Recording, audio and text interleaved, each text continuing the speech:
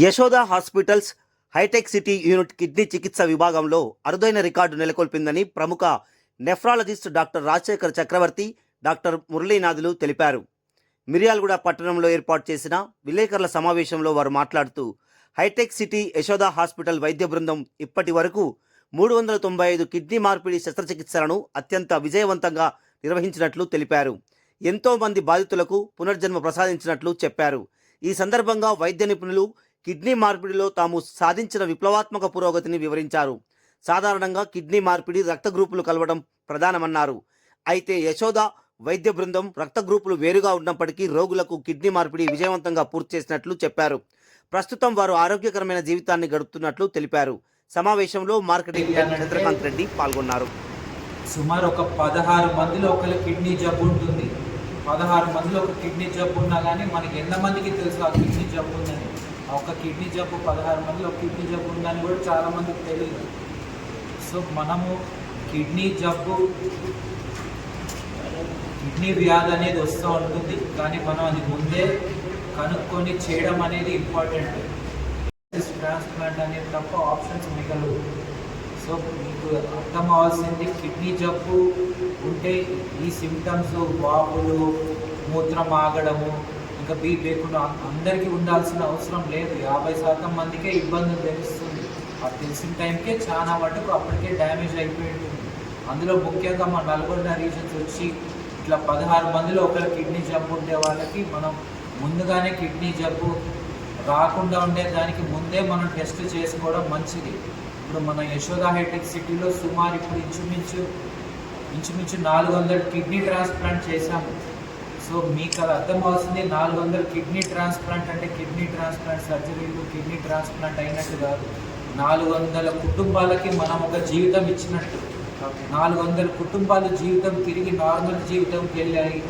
మళ్ళీ తిరిగి వాళ్ళు తిరిగి వాళ్ళ జాబ్కి వెళ్ళారు, వాళ్ళ కుటుంబాలతో స్పెండ్ చేస్తున్నారు. మళ్ళీ డయాలసిస్ అవసరం లేకుండా ఆల్మోస్ట్ 400 ఫ్యామిలీస్ వెళ్ళడం అనేది అది చిన్న విషయం కాదు.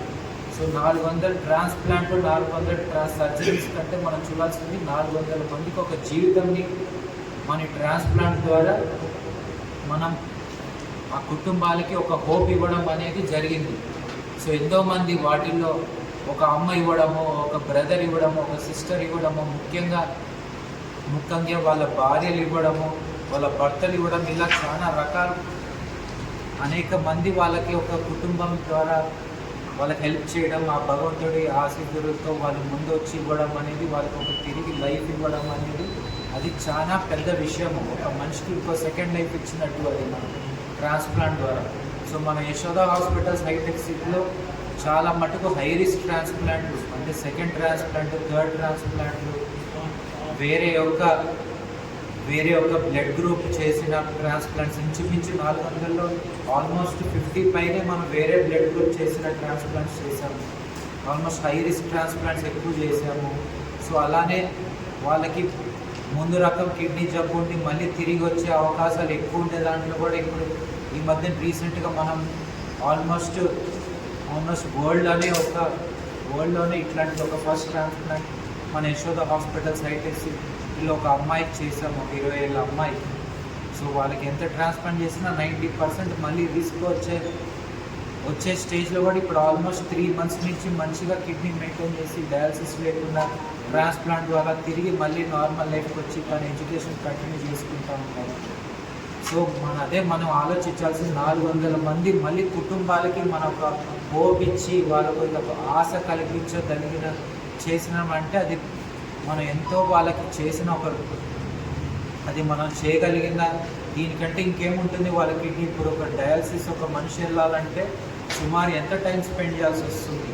ఒక 4 గంటలు ప్రతి వారానికి 3 సార్లు, అంటే ఇంచుమించు 1 గంట ముందు 1 గంట తర్వాత ఇంచుమించు 6 గంటలు రోజు డైలీ స్పెండ్ చేయాలి. ఒక వారానికి 3-4 సార్లు స్పెండ్ చేయడం అనేది చిన్న విషయం కాదు. సో మన యశోద హాస్పిటల్ హైటెక్ సిటీలో మనం ఆల్మోస్ట్ ఇప్పుడు వీక్లీ 3 ట్రాన్స్ప్లాంట్ మినిమం చేస్తున్నాము. సో మనకి ఎంతమంది ఉన్నారు అలాంటి కిడ్నీకి ఇప్పుడు అవసరం పడే వాళ్ళు, ఇంకా వెయిటింగ్ లిస్ట్లో చాలామంది ఉన్నారు. ఇంకా ప్లస్ కెడావర్ అంటే జీవనదాన్ ద్వారా ఇవ్వడం కానీ ఇట్లాంటి వాళ్ళు చాలామంది ఇంకా వెయిటింగ్ లిస్ట్లో చాలామంది ఉన్నారు. అంటే ఎంతమందికి అవసరం ఉందో మీరు చూడాలి. సో ఎంతమందికి కిడ్నీ జబ్బు ఇంకా ఉంది అని తెలియదో అది కూడా చూడాలి.